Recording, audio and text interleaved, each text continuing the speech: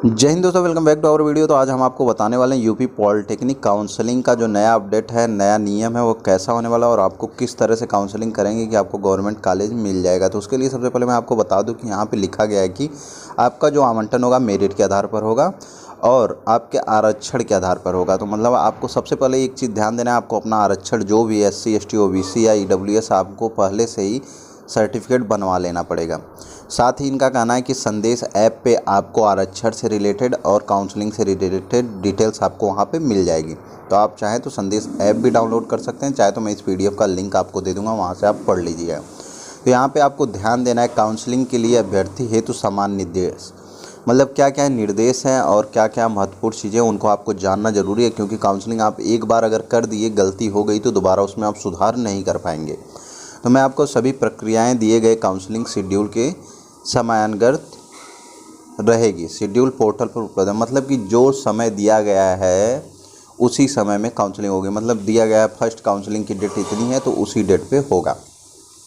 यह online counselling प्रक्रिया विभिन्न चरणों में संपन्न की जाएगी, मतलब इसे कई चरणों में संपन्न किया जाएगा। वैसे आपको सामने तो 3 चरण दिख रहे हैं, लेकिन वैसे आपके 8 चरणों में होने वाली है। साथ ही सुनिश्चित कर लें कि काउंसलिंग के समय उनके पास न्यूनतम शैक्षिक अर्हता का अंक पत्र, मतलब आपने जो हाई स्कूल पास किया है, अगर A ग्रेड्स है तो आपको हाई स्कूल का अंक पत्र, साथ ही आपका आरक्षण प्रमाण पत्र वगैरह जो कुछ भी आपको रखना पड़ेगा। साथ ही आपको वहाँ पे वेबसाइट पे जाके अपना सबसे पहले रजिस्ट्रेशन करना पड़ेगा और ID पासवर्ड सेव करना पड़ेगा। 250 रुपये आपका रजिस्ट्रेशन का लगने वाला है काउंसलिंग का, जो कि सब चरणों के लिए होगी। मतलब सभी चरण में आप उनसे अपना चॉइस फिलिंग कर सकते हैं। लेकिन इस बार चॉइस फिलिंग का एक नया नियम आ गया है, मैं आपको अभी आगे बताऊंगा।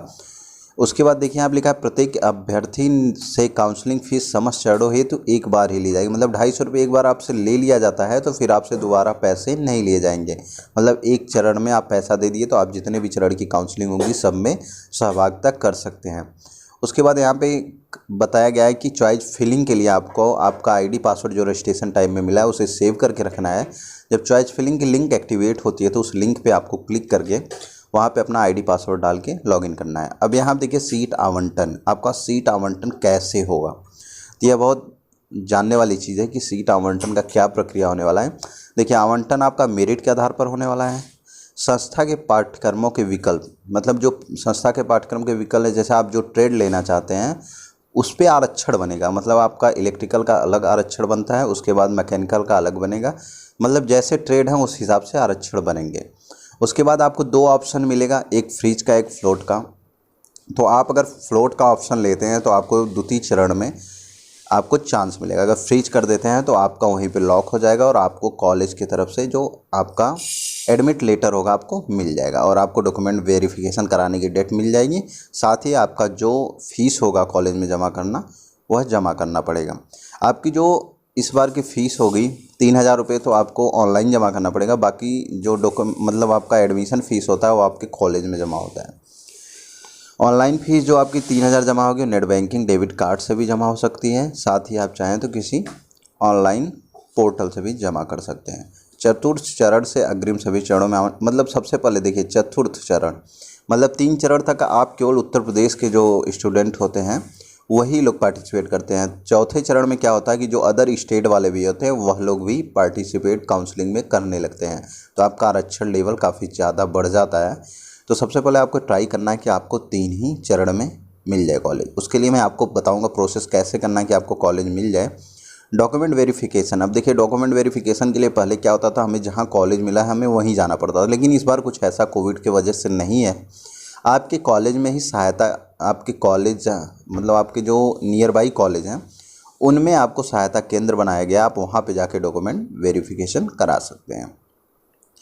देखिए, अगर अब क्या है कि अगर आपका एज 14 से कम है तो आपकी आवंटन जो है वो निरस्त कर दिया जाएगा।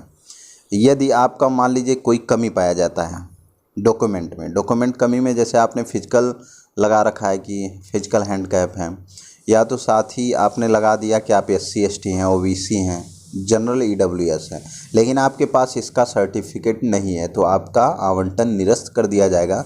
और आपकी जो आरक्षण की सीट होगी वह अगर आप SC ST MP FF PH में है तो आपको SC ST में दिया जाएगा। अगर SC ST में कोई नहीं होगा तो जनरल वाले को ट्रांसफ़र कर दिया जाएगा।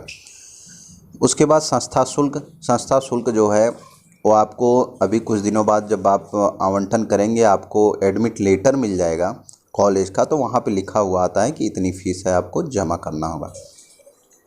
प्रोविजनल एडमिशन लेटर, शुल्क जमा करने के पश्चात अपना प्रोविजनल एडमिशन लेटर डाउनलोड कर लें। अब देखिए, जब आप 3000 शुल्क जमा करेंगे तो आपको 3000 का प्रोविजनल एडमिशन लेटर पर उसी टाइम डाउनलोड करना है, क्योंकि बाद में डाउनलोड नहीं होता और आपके एडमिशन टाइम में उसे जमा करना अनिवार्य होता है, तो फिर आपको काफ़ी प्रॉब्लम वहाँ पे होने लगती है।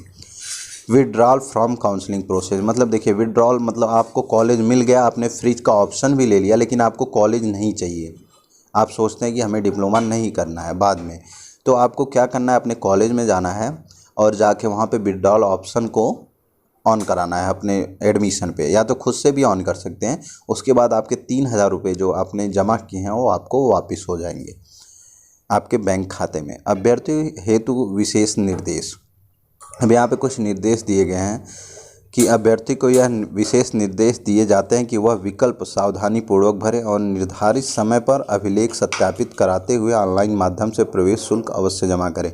आपको जो भी चॉइस फिलिंग करनी है अच्छे से करनी है और ध्यानपूर्वक करनी है कि आप कहीं कुछ गलत तो नहीं कर रहे हैं ना।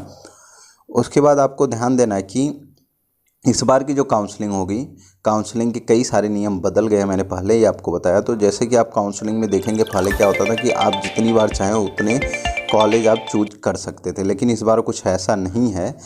प्रथम चरण में आपने जो कॉलेज चूज किया, आप प्रथम चरण में कॉलेज चूज करने की जो संख्या होगी वह मतलब आप जितने चाहें उतने कर सकते हैं, जितने कॉलेज हैं सभी को चूज कर सकते हैं। लेकिन सेकेंड राउंड में आपको क्या होगा कि चूज करने के लिए ऑप्शन ही नहीं आएगा, वही जो पिछला आपने चॉइस फिलिंग किया है वही चॉइस फिलिंग पे आपका फिर से आवंटन होगा। तो थर्ड राउंड में आएंगे तो आपको 10 कॉलेज अलग से चूज करने के लिए आएंगे और पुराने जो आप हैं उनको भी रख सकते हैं।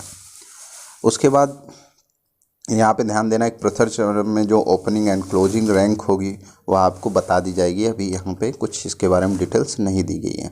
शुल्क का मैंने बताया आपका 3000 जमा करना होगा, बाकी जो आपकी कॉलेज की फ़ीस होगी वहाँ पे जमा होगा। और अगर आप SC ST से हैं और आपकी मतलब दैनिक स्थिति सही नहीं है तो आपकी फ़ीस स्कॉलरशिप बेस पे जमा की जाएगी कॉलेज में। तो कुछ डिटेल्स थी, आप इनको ध्यान दीजिएगा और इन्हीं के हिसाब से